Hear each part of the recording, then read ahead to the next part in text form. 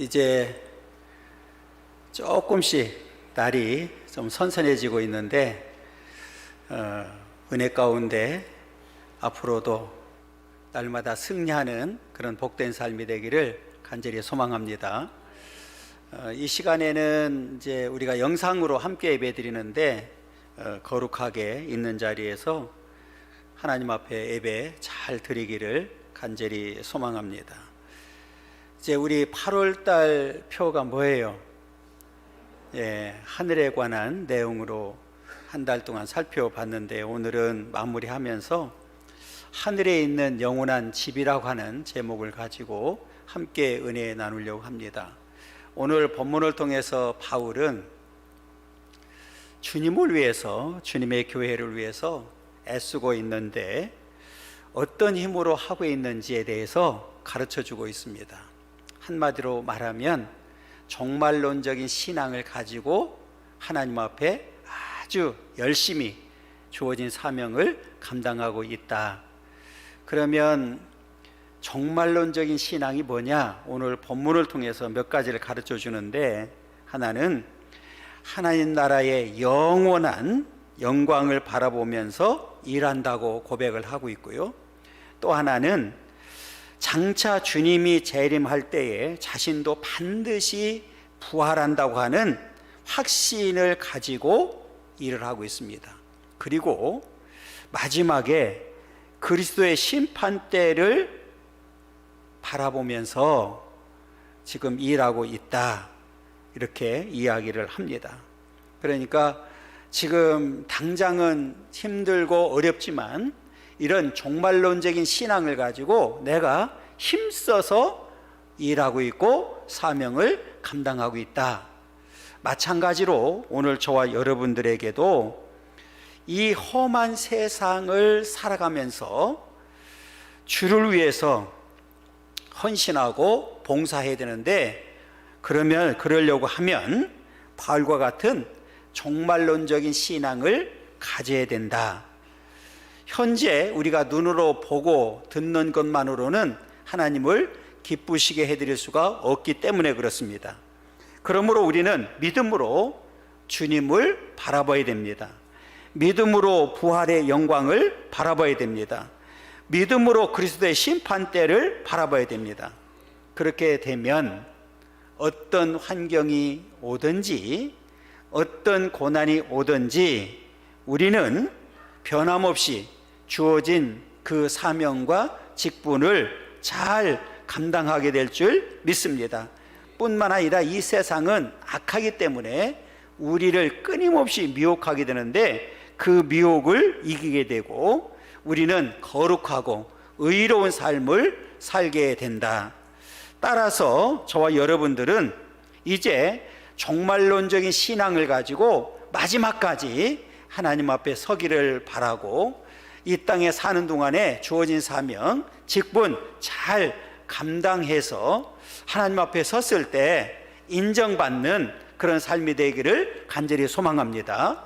오늘 본문 전체를 통해서 우리에게 주는 교훈이 뭔지 살펴보면서 함께 은혜 나누기를 원합니다. 첫 번째로는 우리 읽습니다. 땅에 있는 장막집이 무너지면 하늘에 있는 영원한 집이 주어진다. 1절 읽겠습니다. 1절 읽습니다. 만일 땅에 있는 우리의 장막집이 무너지면 하나님께서 지으신 집, 곧 손으로 지은 것이 아니요 하늘에 있는 영원한 집이 우리에게 있는 줄 아느니라.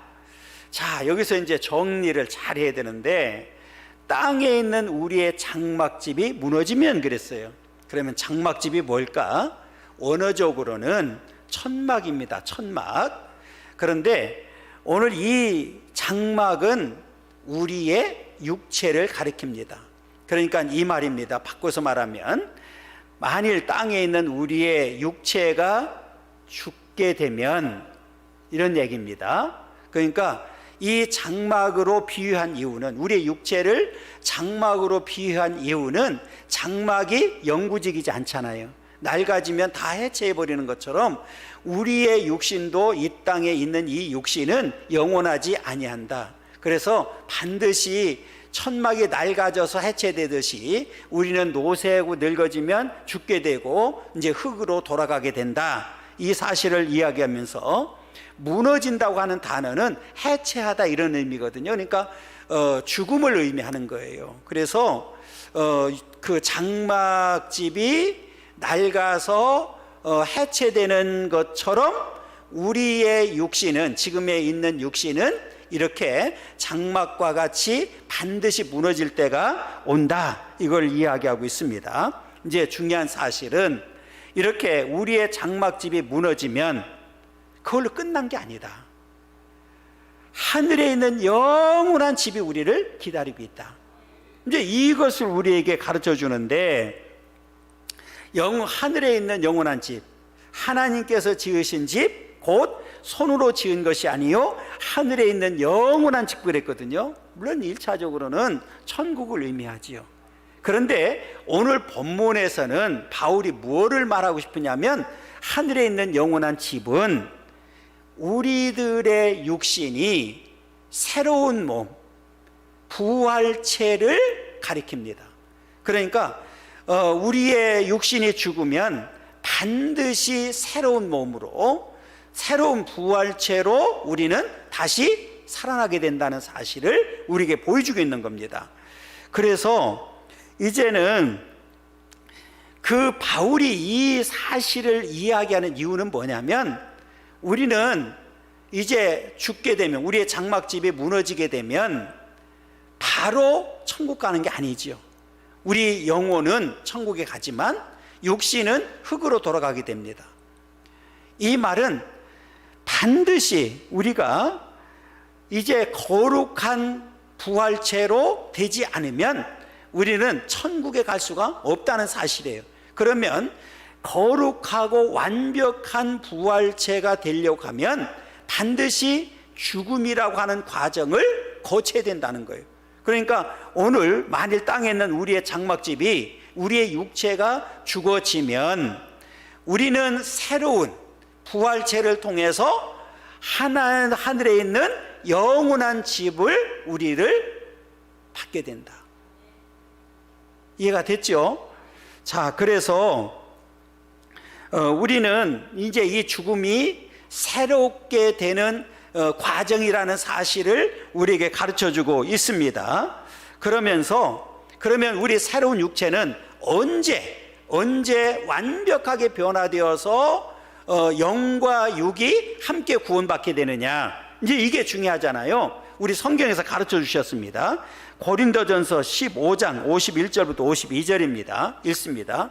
보라, 내가 너희에게 비밀을 말하노니 우리가 다 잠잘 것이 아니요 마지막 나팔에 순식간에 홀연히 다 변화되리니, 나팔 소리가 나매 죽은 자들이 썩지 아니할 것으로 다시 살아나고 우리도 변화되리라. 이 두 가지 다 가르쳐 주셨어요. 이미 예수를 믿고 죽은 자들이 마지막 하나님의 나팔 소리, 이제 주님이 재림하게 될 때에 썩지 아니할 것으로 다시 살아나고, 요게 이제는 완벽하게 새로 변화된 부활체를 말하고 있고요. 그 다음에 우리도 변화된다. 이제 뭐 1차적으로는 우리 믿음의 사람들 다 포함하지만 더 나아가서는 주님이 재림할 때에 죽지 않고 살아있는 자들도 홀연히 어떻게 돼요? 변화된다는 사실을 우리에게 보여주고 있습니다.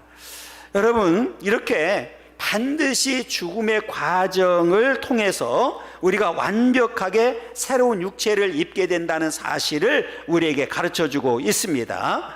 그러니까 이렇게 예수를 믿으면 죽음 이후에도 반드시 새로운 육체로 부활하게 되고, 만약에 죽지 않고 주님이 오시는 것을 본다고 하면 홀연히 이 육체가 변화되어서 이제는 새로운 몸을 가지고 영원히 하나님 나라에서 살게 되는 줄 믿습니다. 때문에 재림 때까지 우리가 다 살 수는 없잖아요. 우리 재림할 때가 다 살아있으면 얼마나 좋겠어요. 재림 때까지 살 수 없기 때문에 죽음은 필연적입니다. 그래서 성경은 한 번 죽는 것은 정한 이치라고 분명히 말씀해 주셨는데, 히브리서 9장 27절입니다. 읽습니다. 한 번 죽는 것은 사람에게 정해진 것이요 그 이후에는 심판이 있다. 한 번 죽는 것은 사람에게 뭐라고요? 정해져 있다. 그래서 죽음에 대해서 불신자들과 같은 우리는 마음을 가져서는 안 되고, 우리는 소망을 가지고 하나님 나라를 바라봐야 됩니다. 왜냐하면 죽음은 끝이 아니라 새로운 육체를 덧입기 위한 과정이기 때문에 그렇습니다. 그래서 우리는 기쁨과 소망으로 그 나라를 기다리면서 소망하면서 살아야 될 줄 믿습니다. 이 믿음이 바로 저와 여러분들의 믿음 되기를 간절히 소망합니다. 우리 두 번째로는 읽습니다. 죽을 것이 생명의 삼킨가 되면 하늘에 있는 영원한 집을 덧입게 된다. 2절부터 4절까지 읽겠습니다. 읽습니다. 참으로 우리가 여기 있어 탄식하며 하늘로부터 오는 우리 처소로 덧입기를 간절히 사모하노라. 이렇게 입음은 우리가 벗은 자들로 발견되지 않으려 함이라. 참으로 이 장막에 있는 우리가 짐진 것 같이 탄식하는 것 같은 것은 벗고자 함이 아니요 오히려 덧입고자 함이니 죽을 것이 생명의 삼킴바 되게 하려 함이라. 여기서 벗는다 이런 단어를 썼습니다. 자, 여기에서 이 벗은 자들이라는 얘기는 뭐냐면, 이제 죽어서 육체와 영혼이 분리된 자들을 의미합니다. 그래서 이렇게 분리된 상태를 바울은 벗은 자로 표현했거든요. 그런데 우리는 그냥 벗은 걸로 끝나지 아니하고 덧입는다, 입는다, 덧입는다 이렇게 표현하고 있습니다. 뭡니까? 우리는 반드시 생명이 삼킨 바되 우리는 다시 덧입게 되었어요. 다시 말하면 우리는 부활을 반드시 하게 된다 그 말이에요. 그렇게 이렇게 이제 죽음을 죽을 것이 생명에 삼킨 바 되었다. 이제 예수를 믿는 순간에 이제 저와 여러분들에게는 그 예수의 생명으로 말미암아, 영원한 생명으로 말미암아 이제는 반드시 부활하게 된다는 사실을 우리에게 가르쳐 주고 있는 거예요. 그러니까 우리는 이 땅에 사는 동안에 이렇게 반드시 그 주의 재림 때까지 우리는 죽을 수도 있잖아요. 그런데 그 죽음이 끝이 아니라 우리는 새로운 몸으로 어떻게 된다고요? 변화되는 과정이다. 그래서 바울에게 있어서 죽은 후에 부활의 확신이 있었다. 그러니까 이 바울은 어떻게 하든지 내가 죽지 않고 내가 살아있는 동안에 주님이 오셨으면 좋겠다. 그래서 내가 죽음을 맛보지 아니하고 그 산채로 호련히 변화되어서 하나님 나라에서 영원히 살고 싶다, 이런 간절함을 가지고 있었습니다. 마찬가지죠. 오늘 저와 여러분들도 주님이 지금 이 시간에 오셨으면 좋겠어요. 그럼 우리는 예배 드리다 말고 호련히 변화되어서 어디 가게 돼요? 새로운 몸을 가지고 천국에서 영원히 살게 된다. 그 바울이 그런 소망을 가지고 있었거든요. 자, 우리는 그러면서도 바울은 이렇게 그러면서도 간절히 주님 곁에 있기를 소망했어요. 그 내용이 바로 8절인데 읽습니다. 우리가 담대하여 원하는 바는 차라리 몸을 떠나 주와 함께 있는 그것이라 그랬어요. 그러니까 지금 이 바울은 내가 죽음을 보지 아니하고 우리 주님의 재림지로 오셨으면 좋겠다. 그러나 내 원대로 안 되잖아요. 그러면서도 빨리 떠나서 누구 곁에 있기를 원해요? 주님 곁에 있기를 원하고 있습니다. 오늘 바울이 이렇게 지금 부활에 관해서 확실하게 가르쳐주는 이유가 있어요. 당시에 고린도 교회와 관련이 있습니다.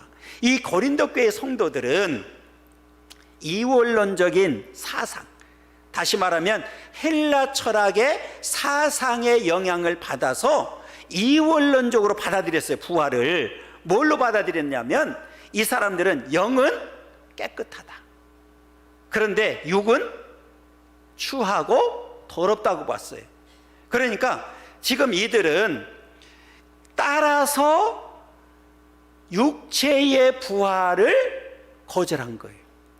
왜? 이 육체는 더럽고 추한 거기 때문에 부활될 수가 없다고 생각한 거예요.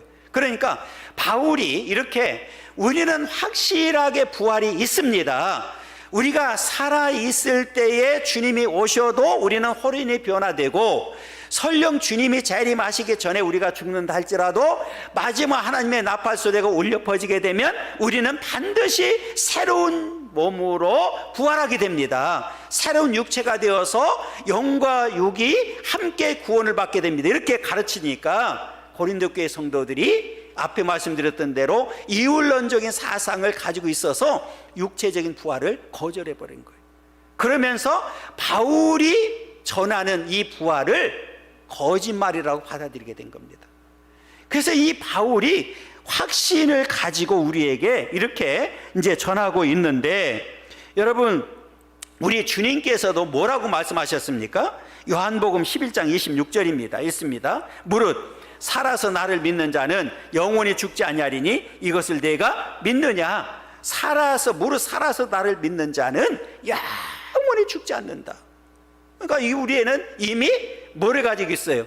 영원한 생명을 가지고 있는 거예요. 그렇기 때문에 죽어도 반드시 우리는 부활하게 되고, 지금 살아있을 때 주님이 오시면 우리는 앞에 말씀드렸던 대로 홀연히 변화되어서 그 나라에서 산채로 영원히 살게 되는 줄 믿습니다. 그래서 우리는 이 땅에 사는 동안에 반드시 우리가 살아 숨쉬는 동안에 예수를 믿어야 되는 이유가 바로 여기 있습니다. 그러면서 이 사망은 우리의 최후의 원수라고 성경에서도 가르쳐 주겠는데, 그 원수, 우리의 최후의 원수인 사망도 우리는 걱정할 필요가 있어요, 없어요? 없어. 고린도전서 15장 26절입니다. 맨 나중에 멸망받을 원수는 뭐라고요? 사망입니다. 사망. 그래서 우리는 바울처럼 주님이 속히 오시겠다고 그랬으니 그 속히 오실 주님을 기다리는 거예요. 언제 오셨으면 좋겠어요? 지금 우리가 살아있을 때 오면 얼마나 좋겠어요. 그 사망의 원수를 우리는 이기고 반드시 승리하게 될 줄 믿습니다. 그래서 우리는 이 지금 세상에 돌아가는 징조를 보면, 성경이 읽지 않겠지만 마태복음 24장 4절부터 14절까지 읽어보면 마지막 종말의 때에 되어질 일들에 대해서 다 가르쳐 주셨어요. 그럼 이 세상이 돌아가는 상황을 보면 종말의 때가 가까이 왔음을 우리에게 가르쳐 주고 있거든요. 그러면 이때에 우리들은 믿음으로 잘 준비해서 속히 오실 주님을 기다리는 그런 믿음의 삶이 되어야 될 줄 믿습니다. 그래서 우리는 확실한 그런 부활의 소망을 가지고 마지막까지 승리하는 삶을 살아야 된다. 그 다음에 우리 세 번째로는 읽습니다. 우리 안에 계신 성령은 우리의 부활의 보증이 되어 하늘에 있는 영원한 집으로 인도한다. 5절입니다. 읽습니다. 곧 이것을 우리에게 이루게 하시고 보증으로 성령을 우리에게 주신 이는 하나님이시니라. 할렐루야. 하나님께서 우리에게 주신 성령이 우리의 부활의 보증이 된다고 이야기를 합니다. 보증이 뭡니까? 담보잖아요, 담보. 내가 확실하게 해주겠다. 이렇게 성령을 우리에게 보내주셨는데 그 성령이 우리의 부활의 보증이 되신다고 이렇게 말씀을 하고 있습니다. 그러면 성령이 우리의 부활이 될 보증이 될 수 있는 근거가 뭔가? 첫째는 성령께서 생명의 원천이시라는 사실이다. 성령은 어떤 분이십니까? 삼위일체 되신 하나님이시죠. 처음부터 창조사에게 동참하신 창조이십니다. 뿐만 아니라 그로 말미암아 모든 육체가 생명을 얻었습니다. 그 성령께서 우리 안에 내주하고 계십니다. 때문에 성령은 성도가 죽어도 다시 살 것에 대한 보증이 되주셨습니다. 할렐루야. 그래서 오늘 본문에서는 성령께서 생명의 원천이시기 때문에 우리는 이 성령이 우리의 부활을 확실하게 보증해주고 계신다. 두 번째로는 예수께서 성령으로 말미암아 다시 사셨다는 데 있다. 예수님께서는 부활의 첫 열매가 되셨습니다.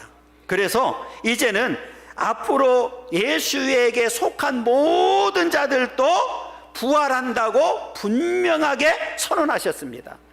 우리가 고린도전서 15장 12절부터 24절을 보면 죽은 사람의 부활에 대해서 말씀하고 있는데 다 읽을 수는 없고 20절부터 23절까지 한번 읽어보도록 하겠습니다. 읽습니다. 그러나 이제 그리스도께서 죽은 자 가운데서 다시 살아나사 잠자는 자들의 첫 열매가 되셨도다. 사망이 한 사람으로 말미암았으니 죽은 자의 부활도 한 사람으로 말미암는도다. 아담 안에서 모든 사람이 죽은 것 같이 그리스도 안에서 모든 사람이 삶을 얻으리라. 그러나 각각 자기 차례대로 되리니 먼저는 첫 열매인 그리스도요, 다음에는 그가 강림하실 때에 그리스도에게 속한 자라 그랬어요. 할렐루야. 성령이 예수님을 부활하게 만드셨어요. 그래서 예수님이 첫 열매가 됐고 이제는 저와 여러분들이 그 다음에 열매인 줄 믿습니다. 뭐가 그렇게 만들어 주셨어요? 성령이 그렇게 만들어 주셨습니다. 여러분, 그 성령이 저와 여러분들 각자에게 내주하고 계시고 지금 부활의 영으로서 보증하고 계신 줄 믿습니다. 때문에 우리는 이 성령을 충만히 받아야 되고 성령을 따라서 살아야 되는 이유가 바로 여기 있습니다. 그렇기 때문에 성경에 보면 우리들에게 성령을 충만히 받으라고 말씀해 주셨습니다. 여러분, 이제 성령을 충만히 받고 성령을 따라 살게 되면 성령의 인도하심 속에서 날마다 승리하게 되고 반드시 성령의 역사로 말미암아 우리는 부활하게 되고 그 하나님 나라에서 영원히 살게 될 줄 믿습니다. 이런 확신하는 믿음이 저와 여러분들의 믿음 되기를 간절히 소망합니다. 우리 마지막 네 번째로는 읽습니다. 이 땅에서 우리들의 삶은 하늘에 있는 영원한 집을 바라보며 믿음으로 담대하게 살아야 된다. 6절입니다. 그러므로 우리가 항상 담대하여 몸으로 있을 때에는 주와 따로 있는 줄을 아노니 그랬어요. 몸으로 있는 동안에 앞에 우리의 장막집이 이 땅에 있는 동안에는 우리 주님과 따로 있게 된다. 이 말이 뭘까요? 우리 고린도후서 4장 14절 한번 읽겠습니다. 주 예수를 다시 살리시니까 예수와 함께 우리도 다시 살리사 너희와 함께 그 앞에 서게 하실 줄을 아노라. 지금은 이 말이에요. 바울이 말하고 싶은 건 뭐냐면 내가 육체를 가지고 있는 동안에는 우리 주님과 따로 떨어져 있다. 지금 예수님은 어디 계십니까? 하나님 우편에 계시고 나는 이 땅에 살고 있다. 그런데 오늘 그 예수님께서 우리를 다시 살려서 하나님 앞에, 주님 앞에 서게 되고 하나님 앞에 서게 되고 그 나라에서 우리는 영원히 살게 된다. 그러므로 우리는 이 땅에 사는 동안에 담대하게 그 믿음을 지키면서 살아야 된다, 그 얘기거든요.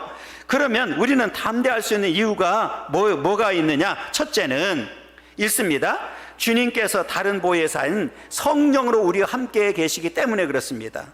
자, 요한복음 14장 16절 18절 읽겠습니다. 내가 아버지께 구하겠으니 그가 또 다른 보혜사를 너에게 주사 영원토록 너희와 함께 있게 하리니 그는 진리의 영이라 세상은 능히 그를 받지 못하나니 이는 그를 보지도 못하고 알지도 못함이라. 그러나 너희는 그를 아나니 그는 너희와 함께 거하시며 또 너희 속에 계시겠습니다. 내가 너희를 고아와 같이 버려두지 아니하고 너희에게로 오리라 그랬어요. 지금 예수님께서 아버지께 구하는데 그가 또 다른 보혜사를 너희에게 보내셨다. 보혜사는 성령이잖아요. 돕는 자라는 의미를 가지고 있어요. 그러니까 원래 보혜사는 누구냐면 우리 예수님이에요. 예수님이 이 땅에 오셔서 보혜사로 이 땅에 오셔서 십자가의 죽으심으로 인하여 예수를 믿는 저와 여러분들에게 구원을 주셨어요. 그리고 예수님은 떠나셨잖아요. 하나님 우편에 앉아 계시잖아요. 그리고 우리를 돕기 위해서 또 다른 보혜사 성령을 우리에게 보내주셔서 우리와 영원히 함께하고 계시는 줄 믿습니다. 이 마태복음에 이렇게 되어 있죠. 28장 20절 마태복음 있습니다. 내가 너희에게 분부한 모든 걸 가르쳐 지키게 하라. 볼지어다 내가 세상 끝날까지 너희와 항상 함께 있으리라 하시리라. 뭐가? 성령과 우리와 함께 하시는 거예요. 예수님이 하나님 우편 앉아 계시면서 우리와 함께하고 계시는 거예요. 그러니까 우리는 그 믿음을 가지고 끝까지 이 땅에 사는 동안에, 이 육으로 있는 동안에 비록 떨어져 있지만 우리는 담대하게 그 믿음을 지키면서 승리하는 삶이 되어야 될 줄 믿습니다. 두 번째로는 주님께서 비록 우리와 거처는 달리 하시더라도 우리를 위하여 늘 간구하시기에 담대할 수 있어야 된다. 로마서 8장 34절입니다. 읽습니다. 누가 정죄하리요 죽으실 뿐만 아니라 다시 살아나시는 이는 그리스도 예수시니 그는 하나님 우편에 계신 자요 우리를 위하여 지금 뭐하고 계세요? 간구하고 계신다. 그러니까 우리는 이 땅에 사는 동안에 담대해야 된다. 떨어져 있지만 우리 예수님이 우리와 함께하면서 지금 기도하고 계시기 때문에 우리는 힘을 얻어야 됩니다. 다윗은 지금 다윗도 이렇게 고백을 하고 있잖아요. 눈으로 보지 못하지만 시편 23편 4절입니다.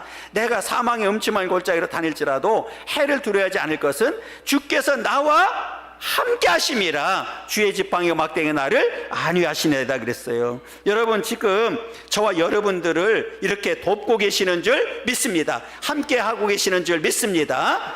그래서 바울은 담대하게 믿음을 지키고 복음을 전할 수가 있었습니다. 마찬가지로 오늘 저와 여러분들도 성령이 도와주시고 함께 해주시고 우리의 주님이 기도하면서 도와주시기 때문에 우리도 담대하게 그 믿음을 지키면서 승리하는 삶을 살아야 된다. 여러분, 이렇게 바울처럼 담대하게 복음을 전하고 불의를 멀리하는 삶을 살아야 될 줄 믿습니다. 그래서 바울이 이렇게 고백하죠. 7절에 보면 이는 우리의 믿음으로 행하고 보는 것으로 행하지 아니함이리다. 여러분, 우리는 믿음으로 행하고 보는 것으로 행하지 않는다. 이 말은 뭐예요? 우리 이제 믿음의 영적인 눈이 열려져야 된다는 사실을 우리에게 가르쳐주고 있습니다. 그러면서 고린도전서 13장 12절에 이렇게 얘기합니다. 우리가 지금은 거울로 보는 것 같이 희미하나 그때에는 얼굴과 얼굴을 대하여 볼 것이요 지금은 내가 부분적으로 아나 그때에는 주께서 나를 아신 것 같이 내가 온전히 알리라. 그때가 언제입니까? 완전히 변화돼서 주님을 만났을 때를 말하는 거예요. 그러니까 우리는 그 나라를 소망하면서 살아야 될 줄 믿습니다. 그렇다면 우리가 이 땅에서 어떻게 하는 것이 믿음으로 행하는 것일까? 먼저는 그리스도를 믿음의 눈으로 보며 행하는 삶입니다. 여러분 그리스도를 눈으로 본 사람이 있습니까? 없어요. 우리는 말씀을 통해서 영적인 눈으로 그 그리스도를 지금 바라보면서 믿음으로 나아가고 있습니다.